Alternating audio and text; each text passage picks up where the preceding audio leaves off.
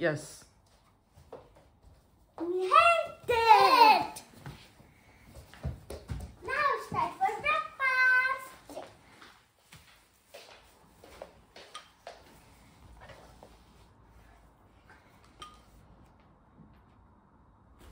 Assalamualaikum. Hello everyone. Welcome back to my new vlog.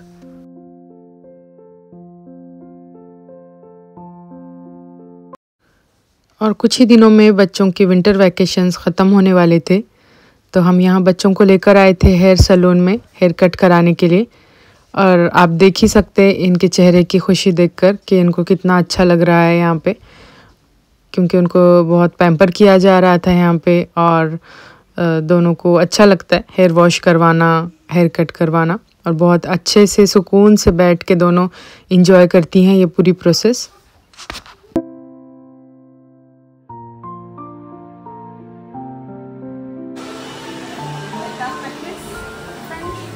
Yes.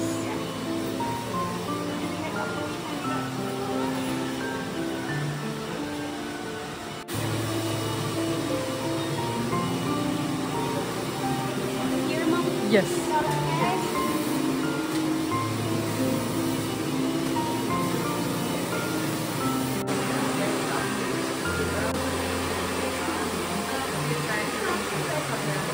Just look at me.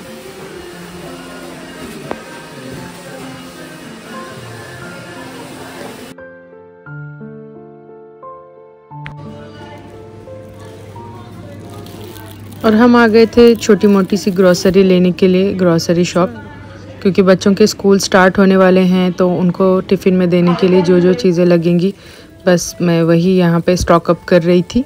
और यहाँ पे दोनों बच्चे हेल्प कर रहे थे मेरी।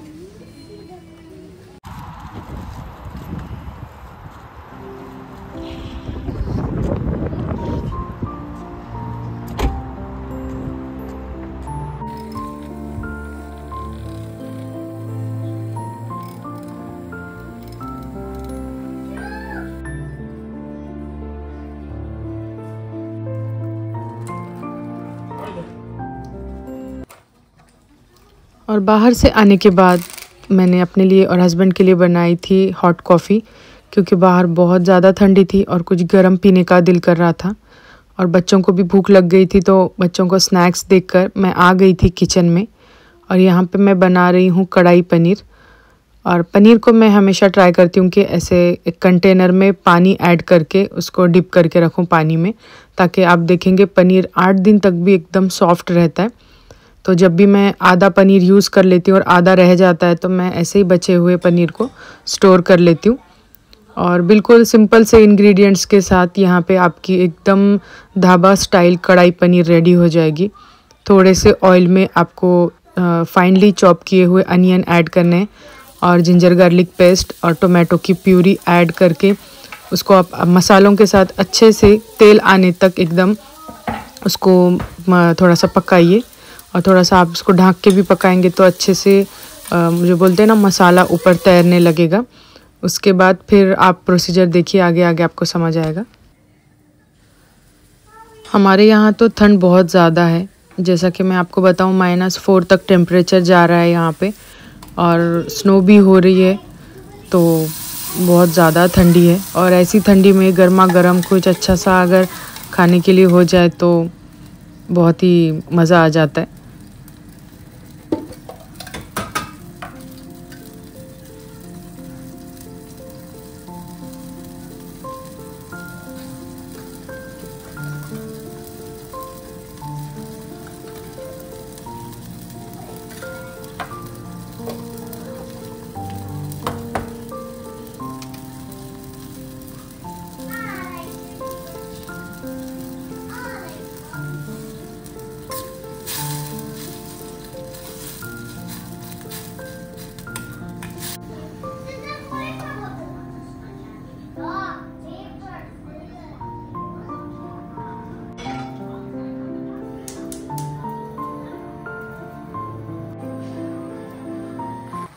साइड में मैंने कढ़ाई में ग्रेवी बनने के लिए रख दी थी और यहाँ पे मैं अनियन और मेरे पास येलो बेल पेपर थी तो मैं उसको बस थोड़े से घी में सौटे कर रही थी।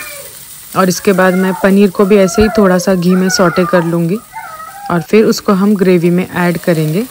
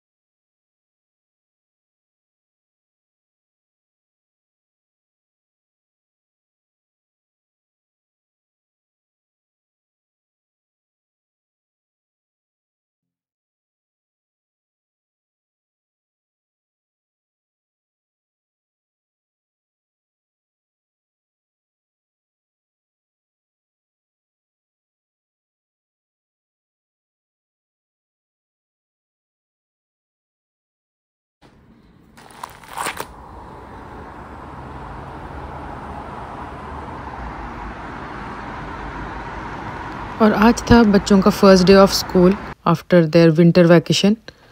तो बच्चों के लिए मैं यहाँ पे उनका टिफ़िन बॉक्स पैक कर रही थी। मैंने एयर फ्राई किए थे पोटैटो वॉफल्स और सम चिकन नगेट्स, क्योंकि फ़र्स्ट डे ऑफ स्कूल था उनका बहुत दिनों के बाद, तो मैं उनको बस ऐसे ही हल्का फुल्का सा ही टिफ़िन देना चाहती थी। और बच्चे इतना पराठा वगैरह खाकर भी नहीं आते टिफ़िन में, क्योंकि टाइम अप हो जाता है। इसीलिए मैं ट्राई करती हूँ कि जो वो इजी गोइंग में खा सकते हैं वही चीज़ें दूँ। और स्मॉल टिफ़िन में मैं पैक कर रही थी एप्पल।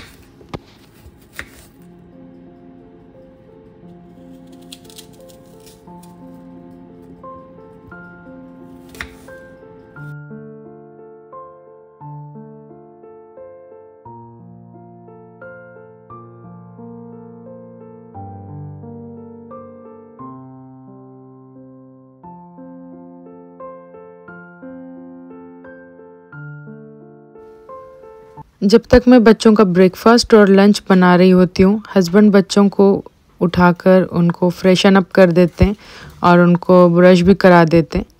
और उसके बाद फिर मैं उनको स्कूल का ड्रेस वगैरह पहनाती हूँ और उनको ब्रेकफास्ट करवाती हूँ।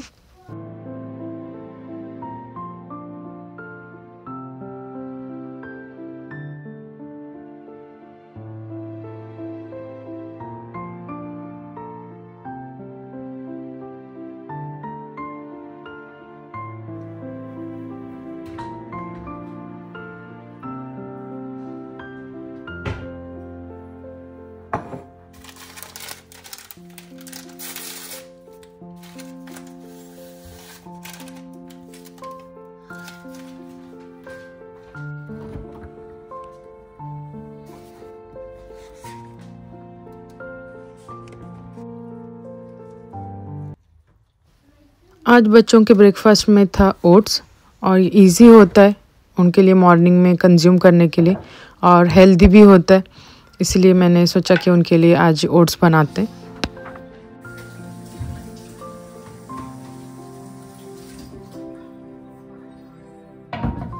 बच्चों के जाने के बाद मैं यहाँ आ गई थी किचन में और मैंने सब किचन समेटना शुरू कर दिया था।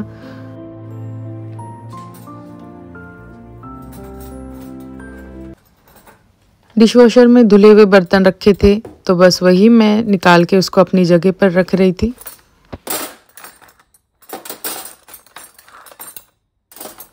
सर्दियों में यहाँ पे बहुत कम बार ऐसा होता है कि ठंड भी है और सूरज भी मतलब एकदम फुल रोशनी के साथ बाहर निकला हुआ है। मोस्टली यहाँ पे डिप्रेसिंग वेदर ही होता है विंटर्स में, लेकिन आज बहुत ही अजीब सा मौसम हुआ था। जैसा सर्दी बहुत ज़्यादा थी लेकिन सूरज की रोशनी भी एकदम फुल पीक पर थी। और अब देखिए यहाँ पे अब आगे स्नो भी हो रही थी। बहुत ब्यूटीफुल सा और अजीब सा मौसम हुआ था। सामने देखिए आप सूरज निकलने की कोशिश में था और स्नो हो रही है।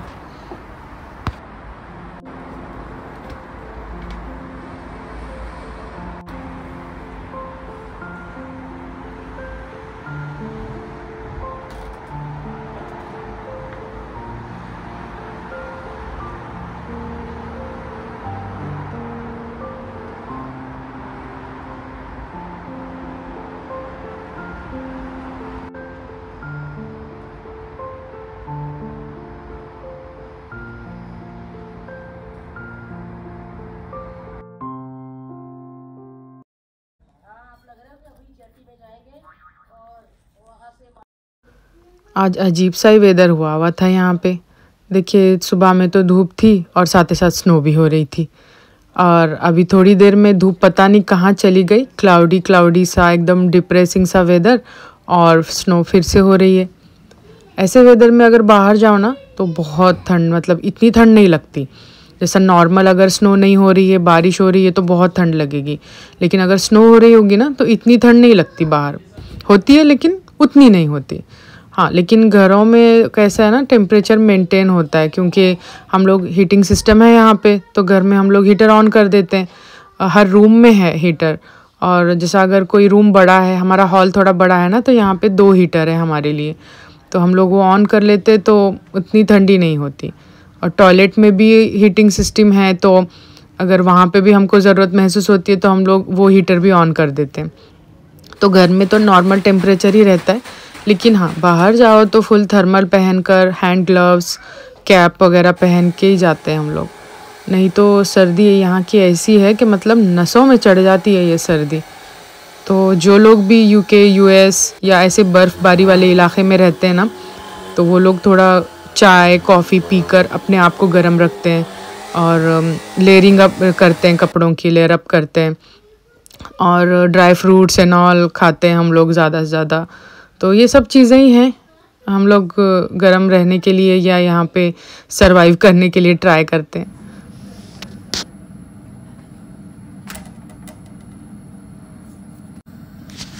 बच्चों के आने का टाइम हो रहा था स्कूल से, तो बस मैं यहाँ पे हाथ वगैरह धोकर आ गई थी किचन में कि रोटी बना लूँ गर्मा गर्म।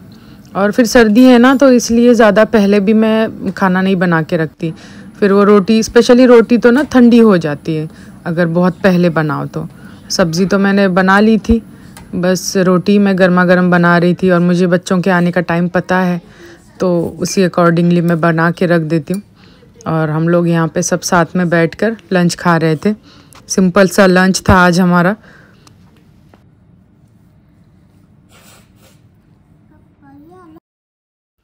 और यहाँ पे लंच होने के बाद मैं लगा रही थी डिश वॉशर, क्योंकि मैं ट्राई करती हूँ कि दिन में से 2 बार ही मैं डिश वॉशर यूज़ करूँ और थोड़े थोड़े ही बर्तन में लगाती हूँ, ज़्यादा उसको लोड अप नहीं करती डिश वॉशर को, नहीं तो फिर बर्तन अच्छे से नहीं धुलते।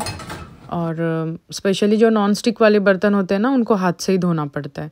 या फिर जो ग्रेवी वाले कढ़ाई वगैरह अगर कुछ रहती है ना, तो उसको पहले टैप वाटर के नीचे एकदम अच्छे से धो के लेना पड़ता है, फिर उसके बाद डिश वॉशर में ऐड करो ना तो धुल जाते हैं अच्छे से। अब जैसा पैन या तवा होता है ना, उसकी कोटिंग निकल जाती है नॉन स्टिक की, तो मैं हाथ से ही धोती हूँ उसको। तो यहाँ पे बस मैं वही क्लीन कर रही थी।